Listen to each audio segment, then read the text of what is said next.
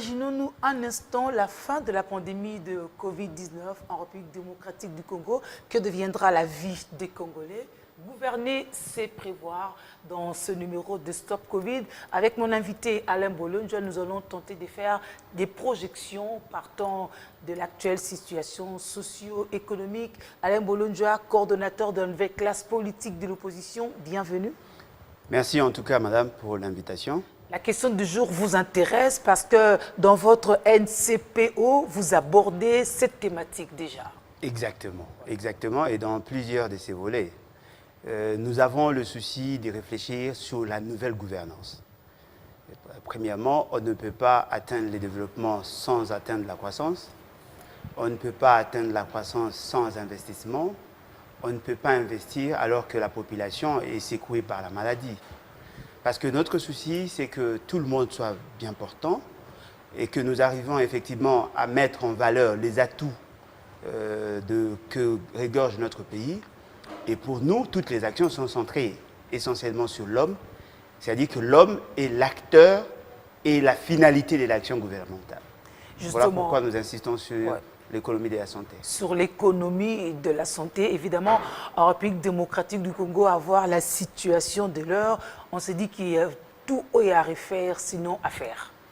Et effectivement, parce que nous avons constaté que cette maladie, c'est vrai que ça a plus de mauvais côtés, mais ça nous permet aussi de mettre en cause, ou sinon de nous questionner sur le fonctionnement des institutions, sur la finalité des actions étatiques.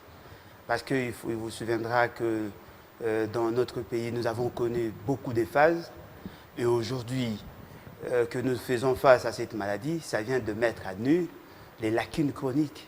Parce qu'il faut reconnaître que notre économie n'est pas le fruit du Congolais, ça a été pensé et réfléchi par les cerveaux ou sinon par la communauté internationale.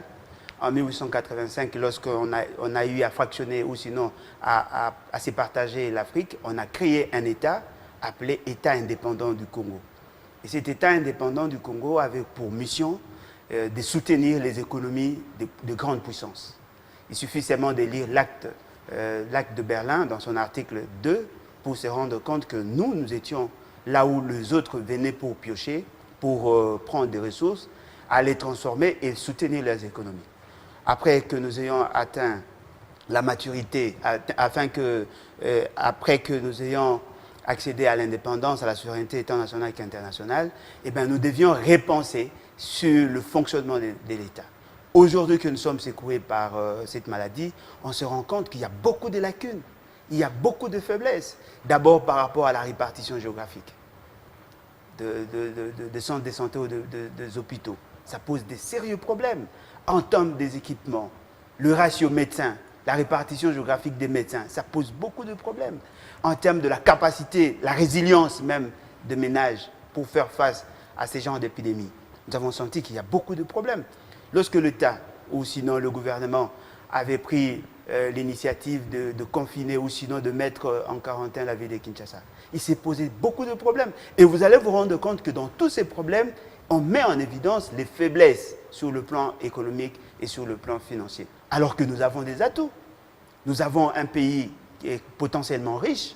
Mais comment ça se fait que notre pays n'a pas été en mesure de mettre en quarantaine ou sinon de confiner toute la ville? C'est justement parce que l'économie n'était pas préparée. Notre économie est potentiellement riche, mais nos richesses, notre économie est plus concentrée sur des minerais. Or, au point où nous en sommes, qui va acheter quoi chez qui? Parce qu'en ce moment, on se concentre sur ce qui est santé. On ne veut pas investir dans l'économie pour l'heure. Que deviendrons-nous dans ce contexte-ci où nous n'avons pas pensé à diversifier notre économie? Pour madame, nous avons connu beaucoup de problèmes. Le plus grand problème aujourd'hui, c'est la capacité de l'État à mettre en valeur ou sinon à exploiter ses atouts. Nous avons 80 millions d'hectares de terres arables. Alors que si nous faisons des calculs grossiers par rapport à notre capacité de production, je prends le cas ici de maïs. Pour 1 hectare, on peut produire 5 tonnes. Pour 1 hectare. Supposons que nous exploitions 1 million d'hectares. On aurait 5 millions de tonnes. 5 millions de tonnes représentent 5 milliards de kilos. Et lorsqu'on va faire des calculs, on va se rendre compte qu'il y a possibilité de produire 200 millions de sacs de maïs de 25 kilos. Et donc le Katanga notamment ne pleurerait plus Non, mais dans ce effectivement, cas-là. c'est justement, c'est ça en fait. C'est-à-dire que je voudrais que la classe politique et surtout la classe dirigeante puisse se ressaisir et constater qu'effectivement, le coronavirus était pour nous comme une forme de microscope pour constater que le pays ne fonctionnait pas normalement. Toutes les économies ont fermé. Nous vivons grâce à l'importation. Et cette importation nous conditionne d'avoir les devises. Et lorsque nous cherchons à avoir des devises, ça joue sur la valeur de notre monnaie. Mais aujourd'hui que nous sommes secoués, il ne faut pas seulement prendre cette crise dans son aspect sanitaire. Il faut aussi voir les répercussions ou sinon l'incidence de cette crise par rapport au fonctionnement des institutions. Nous avons besoin de 135 millions de dollars. Oui, le comité multisectoriel de riposte Exact. a demandé ce montant. Or, aujourd'hui, nous sommes dans l'incapacité. C'est justement parce que nous n'avons pas d'épargne. L'État congolais n'a pas su mettre en valeur ses ressources. Nous n'avons pas suffisamment de moyens pour soutenir cette action. Or, la vie de notre nation en dépend. Ce qui veut dire qu'aujourd'hui, nous devons nous ressaisir et repenser l'État. On doit refaire, on doit revoir notre économie. Parce que si la pauvreté ou la paupérisation de la population profitait à la classe politique, on se rend compte aujourd'hui avoir une population pauvre expose aussi le fonctionnement des institutions. Tout est paralysé. L'État est dans l'incapacité de soutenir même un projet qui demande 135 millions. Alors que si on avait mis le Congolais en position d'opérer leur croissance économique individuelle, si on avait poussé les Congolais à créer des richesses, aujourd'hui, on allait voir que la population n'allait pas souffrir des carences, des maïs et des autres éléments, parce que plus de 70% de la population vit dans le milieu rural, là où on doit opérer, ou sinon là où on doit faire l'agriculture. Je crois que c'est le moment pour nous de revoir notre manière de gouverner.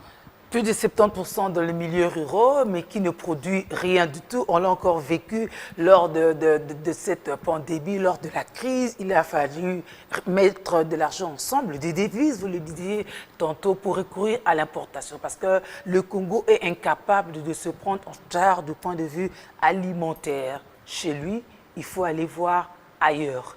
Il a peut-être fallu aussi un peu de bonne foi ou de volonté de participation des forces armées de la République finalement pour ne serait-ce qu'évacuer les récoltes des provinces vers la capitale. Comment on fait? Parce qu'on n'allait pas cultiver en 2 semaines pour que le soir on puisse avoir de quoi manger. Non, mais effectivement, c'est justement parce qu'on n'a pas bien cerné le problème. Madame, on peut atteindre la croissance économique sans qu'il y ait l'amélioration des conditions de vie. Parce que si vous prenez depuis l'année 2002, on a connu une croissance économique. On est passé d'un taux de croissance négatif vers un taux de croissance positif. Ça permet à ce que l'État puisse créer des richesses. Mais fort malheureusement, ces richesses ont été créées dans quel secteur? Dans le secteur minier, où il y a moins de Congolais.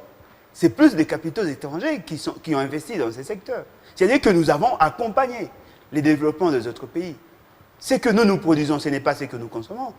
Et ce que nous consommons, ce n'est pas ce que nous produisons. Nous produisons le cuivre, mais nous consommons les robinets.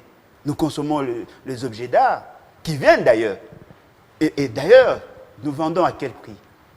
Aujourd'hui, ce n'est pas à nous de fixer les prix, malheureusement. Fort malheureusement, ni dans l'achat, ni dans la vente.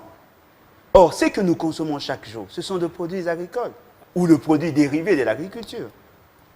Le problème, c'est que l'agriculture ne doit pas se faire de manière désorganisée, de manière désarticulée. Pour que nous arrivions effectivement à avoir la possibilité de renforcer notre capacité productrice, ce que nous devons faire, c'est d'abord avoir un plan de développement.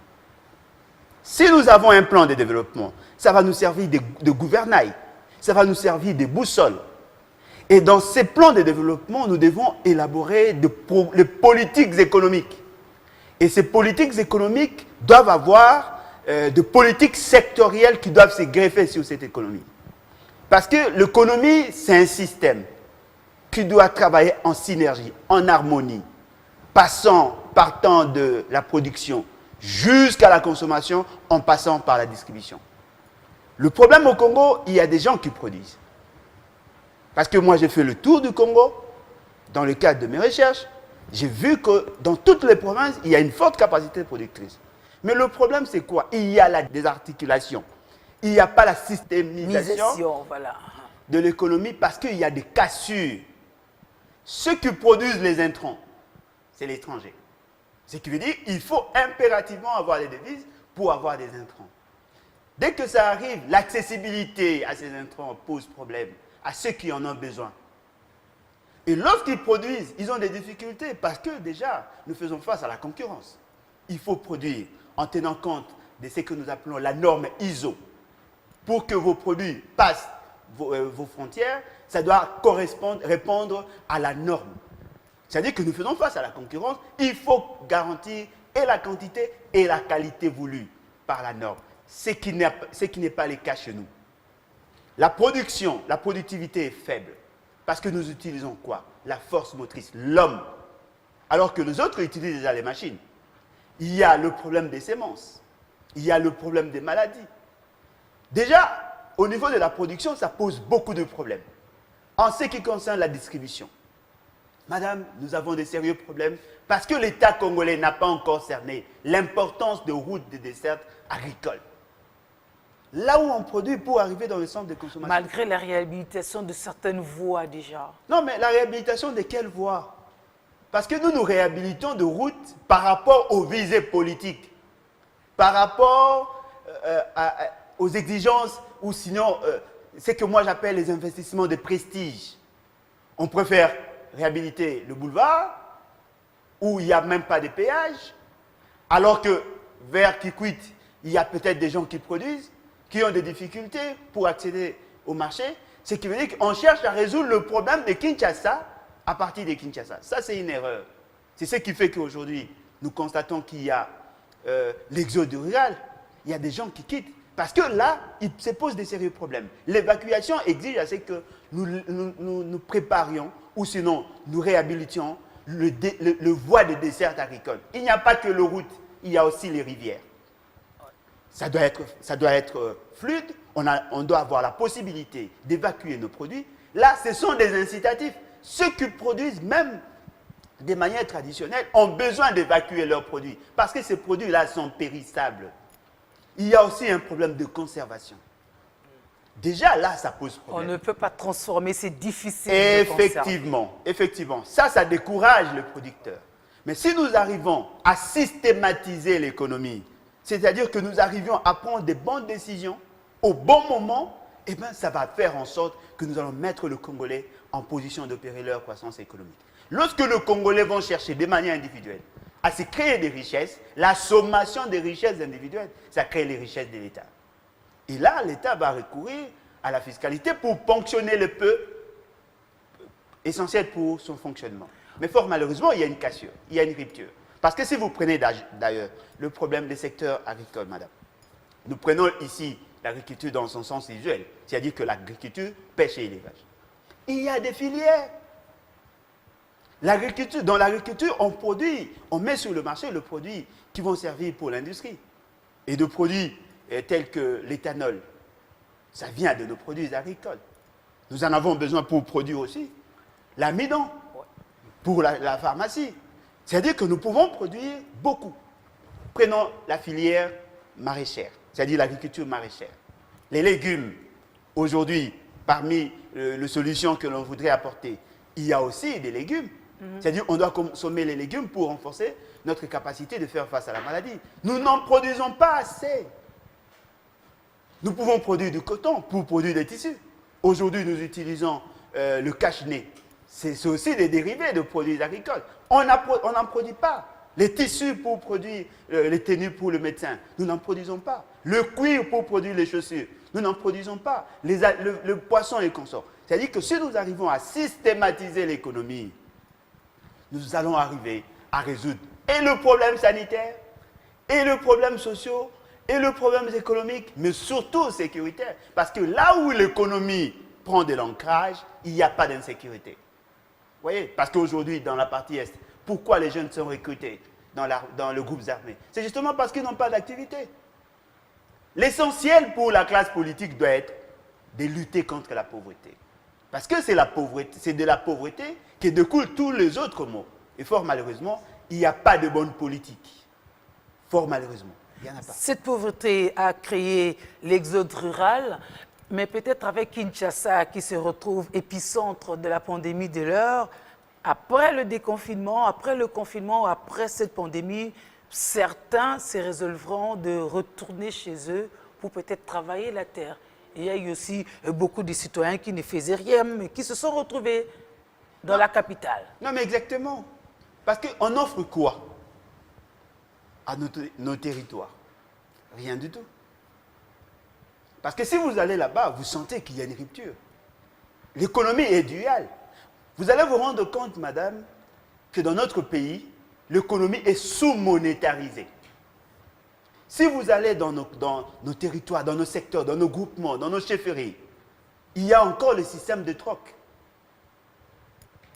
Vous imaginez? C'est-à-dire que nous sommes en retard, même par rapport à la structuration de la pensée, même par rapport au fonctionnement de l'économie. Nous sommes encore dans le troc.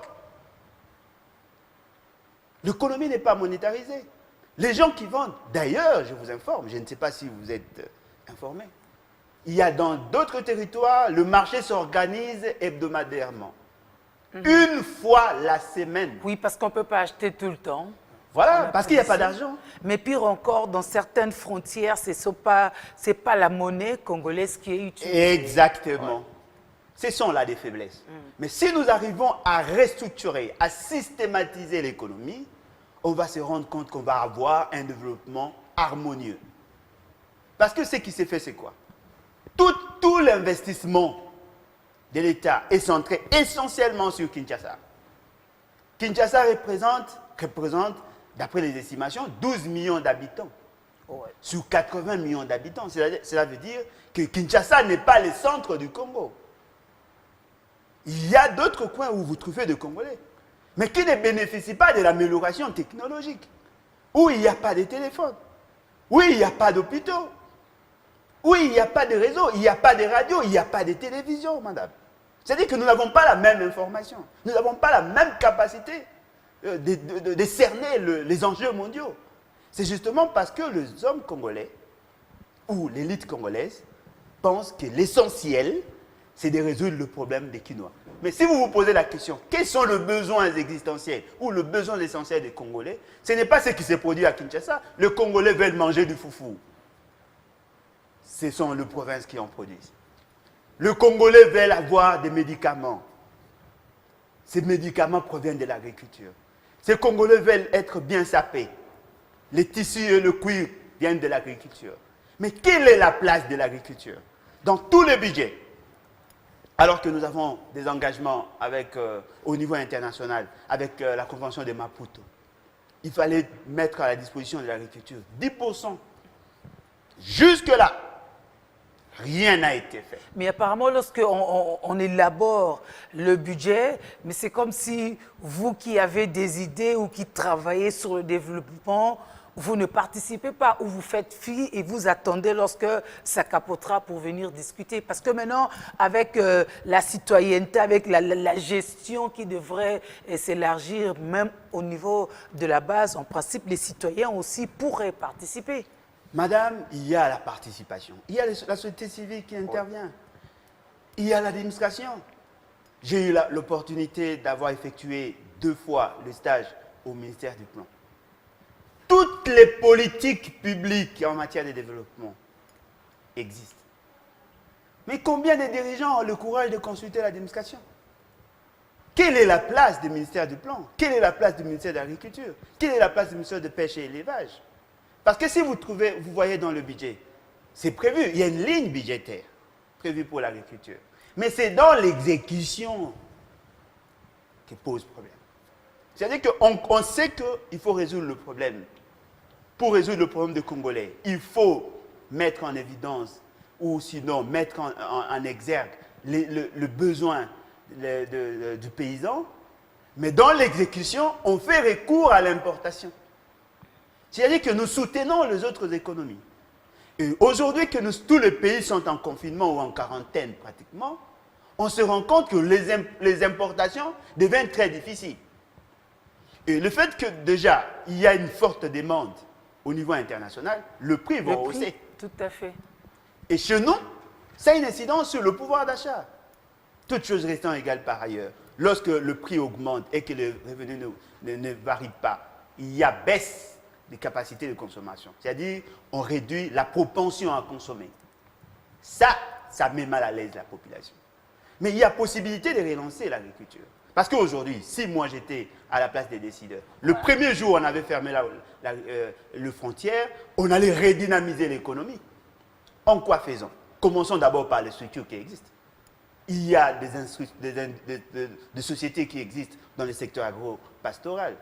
Il y a le service national. Parfois, des sociétés qui n'existent que de nom. La réserve stratégique, par exemple, n'existe plus que d'infrastructures. Même on voit de disparition vers l'enseignement. Madame, c'est un impératif.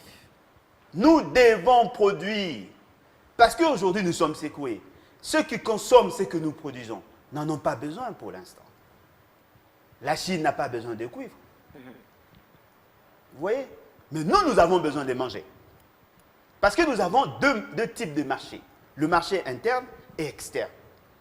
Notre économie est centrée essentiellement sur comment assouvir le besoin de l'économie externe. Mais sur le plan interne, nous dépendons de l'extérieur. Aujourd'hui, ça vient de mettre à nu nos insuffisances. On doit mettre l'accent sur l'agriculture.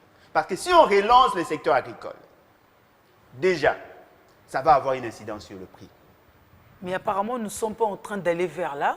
Je vais revenir un peu en arrière pour vous demander la lecture que vous êtes faite du secteur de l'économie, de l'agriculture et même des finances pendant cette période. On a plutôt vu des mesures prises par la Banque centrale qui touchaient aussi les finances et tout, mais on n'a pas vu de façon formelle ces ministères qui, en principe, devraient être régaliens par rapport au contexte, par rapport à nos besoins, par rapport à nos priorités, prendre le devant. Non, mais effectivement, parce que nous sommes dans une politique de tâtonnement, une politique d'imprécision.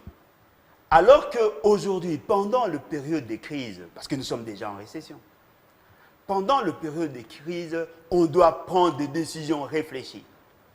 Si la Banque centrale, qui est l'autorité monétaire, qui est le chef ou sinon la régulatrice du système financier du pays, revoit à la baisse son taux directeur, cela sous-entend que l'on voudrait redynamiser l'économie par la récapitalisation ou sinon le renforcement des capacités capitalistiques. Il faut que l'entendement soit le même et que ça porte réellement ses effets. Effectivement, parce que quand la Banque centrale réduit son taux directeur, les banques commerciales viennent pour prendre l'argent. Et donner à qui? Aux industries, aux producteurs. Et fort malheureusement, vous allez vous rendre compte, ce sont les importateurs qui auront tendance à aller vers les banques. Or, parce que là, les producteurs quelque part aussi sont inactifs. Non, mais ils n'ont rien à proposer. Peut-être parce que l'État congolais n'a pas compris l'importance de la production. On est plus dans les échanges, dans le commerce. Nous vendons ce que les autres produisent. Nous sommes une économie de consommation. Alors que nous voulons que l'on redynamise l'économie, que l'on fasse de la maraîchère l'acteur ou l'actrice principale de l'économie. C'est pour elle que l'économie est faite. Et c'est par elle que l'économie doit être faite. Ce n'est pas ce que nous sentons. En réalité, on devait redynamiser l'économie. En quoi faisant? Initier des projets, ou sinon redynamiser des projets de production. Nous avons besoin de maïs. Nous avons démontré ici qu'il y a possibilité pour 1 million de kilomètres produire 200 millions de sacs de maïs. Alors que le maïs ne prenne que 3 mois. 3 mois. C'est-à-dire qu'au regard de la qualité de sol, au regard de la variété climatique, on peut en produire 4 fois l'an. C'est-à-dire que nous pouvons produire 200 millions de sacs par saison. Donc on aurait pu commencer lorsque le confinement commençait et peut-être qu'à la sortie avoir nos récoltes. Exactement. Exactement. On pouvait produire le maïs, on pouvait produire les haricots, on pouvait produire les tomates, on pouvait produire les piments, on pouvait produire tous ces éléments-là. Chaque saison culturelle, c'est-à-dire 3 mois, 3 mois, 3 mois, 3 mois. Et pendant une année, on allait atteindre l'autosuffisance alimentaire. Même si nous avons des difficultés, mais au moins que le Congolais ait accès à la nourriture. Or, aujourd'hui, c'est que nous vivons, c'est quoi? Nous sommes dans une situation stagnante. Nous n'avons pas produit. Et quand on va sortir de la crise, on va maintenant sentir les effets négatifs du coronavirus. Si déjà ça ne se sent pas. Ah, voilà. Voilà pourquoi nous disons qu'on doit repenser l'État. Je crois que les savants qui ont conçu la vision actuelle, c'est-à-dire qui ont refondé l'État aujourd'hui, ont opté pour la décentralisation. Est-ce que nos provinces sont suffisamment associées? Parce qu'apparemment, c'est comme si les décisions se prennent au niveau de la Gombe. L'épicentre de la maladie et l'épicentre de toute la politique. Alors que les provinces devaient être mises en contribution. Tous les gouverneurs ont des projets de relance. Le plan de relance agricole. Il y a les entités territoriales décentralisées telles que les secteurs et les chefferies qui, en principe, doivent aussi avoir ces politiques-là. Si on peut redynamiser l'économie, je prends un exemple simple. Nous avons 145 territoires au Congo. Supposons, par an, si on pouvait donner 10 millions de dollars par an à ces territoires-là, ça fait 1 milliard 450 millions de dollars. Vous vous imaginez? On peut réhabiliter le route des dessertes agricoles, même avec le système de cantonnage manuel. Même si on n'a pas d'engin, mais on peut utiliser cela. De 1950 à 1970, c'est ce que l'État faisait. Il y avait possibilité de faire 200 km, même 700 km en véhicule, mais par deux voies non asphaltées. C'est-à-dire qu'il y avait un cantonnage manuel qui se faisait. Si on repense l'État, nous pouvons mettre en contribution toutes nos provinces. Et tout le monde allait apporter un plus dans l'économie. Parce que ce qui est vrai, la croissance économique résulte de la sommation des valeurs ajoutées. S'il n'y a pas de valeur ajoutée, il n'y a pas richesse. S'il n'y a pas richesse, il y a pauvreté. Or, pendant que nous retardons l'économie, il y a un autre facteur qui s'accroît et qui ne dépend pas de nos humeurs, c'est-à-dire la croissance démographique. Nous avons un taux de croissance estimé pratiquement à 3%.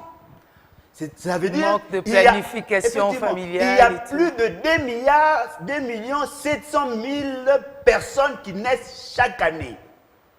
2 millions 700 000 personnes qui s'ajoutent dans la demande.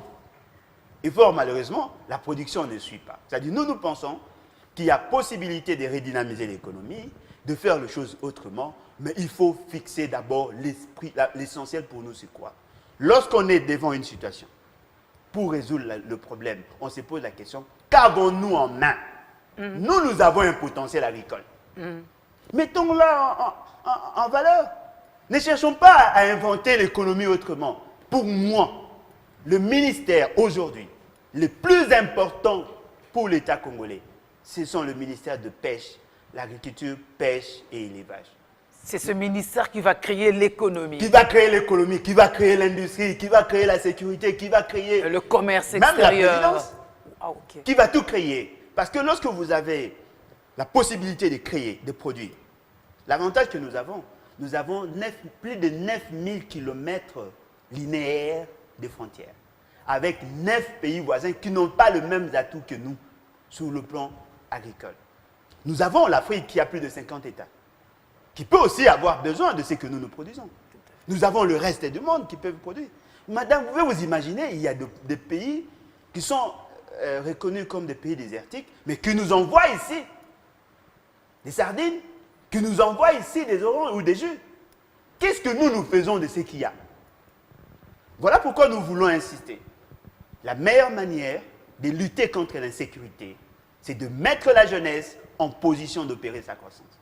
Un jeune qui a une activité qui paye n'aura pas le temps d'être recruté par l'armée ou par le groupe armé.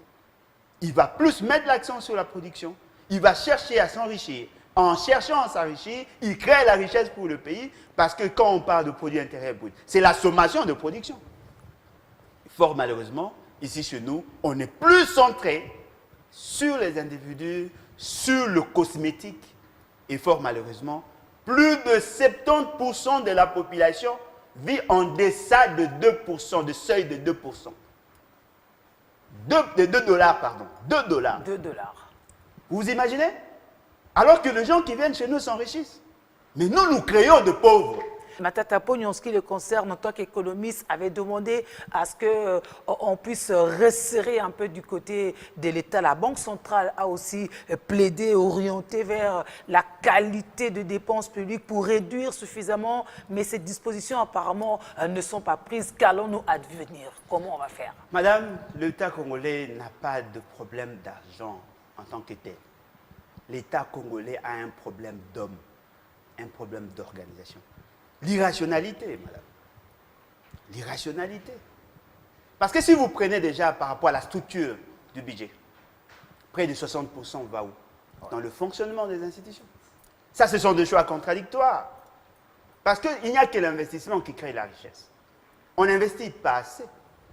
Et si vous prenez en termes de charges publiques, l'institution président de la République a combien de personnel? Le personnel est déjà pléthore. Cela sous-entend qu'il y a augmentation des charges publiques. Vous prenez en termes de l'institution au gouvernement, la même chose. Vous prenez le Parlement, qui est bicaméral, vous avez l'Assemblée nationale et le Sénat, et leurs dépendants. Il y a une administration, tout député a un assistant. Le membre de bureau ont des cabinets. Ce qui veut dire que vous trouvez, sur le 100% du budget, plus de 60% va que pour permettre à ceux qui vont mobiliser le moyen le fassent. Et ça reste, nous restons avec moins de 40%. Mais même sur les 40%, là, il y a des dépassements budgétaires. Oui, tout à fait. Alors, il y a des détournements. Votre dernier mot pour que après le confinement ne soit pas égal à avant le confinement ou à tout le temps. Pour moi, je crois que c'est le temps de mettre l'accent sur la réflexion. On doit pondre de bonnes idées. On doit arriver à systématiser l'économie. On doit mettre l'accent sur la capacité productrice de la population. On doit faire en sorte que l'État soit plus structuré, plus organisé, pour que nous arrivions non seulement à résoudre le problème de Covid aujourd'hui, mais de faire en sorte que prochainement, que nous ne tombions pas dans la même tentation, comme pouvait le dire la Bible. Parce que ce qui est vrai, nous aurons toujours des cas, des maladies. Parce que nous sommes dans un espace propice pour ces genres de maladies. On a connu 10 cas d'Ebola, il y a d'autres maladies qui vont surgir, mais ce qui est important, quelle est notre capacité de riposte? Je propose que l'on revoie la cartographie des zones de santé. Il faut avoir des laboratoires spécialisés dans des zones spécifiques. En dehors de Kinshasa, on ne doit pas laisser l'INRB avoir le monopole. Il faut avoir d'autres centres dans d'autres coins du pays. On doit commencer déjà à anticiper sur les autres maladies et produire des vaccins. Nous pouvons en vendre. Il faut arriver à redynamiser l'économie en mettant l'accent sur la décentralisation. Permettre à ce que les provinces entrent en musique, que toutes les provinces arrivent à apporter leur pierre dans l'édifice. Nous devons arriver à sensibiliser la population et à faire en sorte que la répartition soit équitable. On doit réduire les charges publiques. Il faut réduire les charges publiques. Comme ça, on va dégager des revenus qui vont nous permettre non seulement de faire face aux problèmes sanitaires, mais aussi à redynamiser l'économie. Il suffit seulement de rationaliser la gestion et on va se rendre compte que c'est possible. Parce que ça fait déjà 60 ans que nous existons en tant qu'État indépendant, mais fort malheureusement, il n'y a pas d'évolution. C'est quand même surprenant de voir qu'aujourd'hui, il y a des coins où pour trouver de l'aspirine, il faut attendre une semaine. C'est quand même décevant. Allez, Bolonjoa, merci. C'est moi qui vous remercie. C'est ici que nous mettons un stop à ce stop Covid. Continuez à prendre soin de vous et à très vite. Au revoir.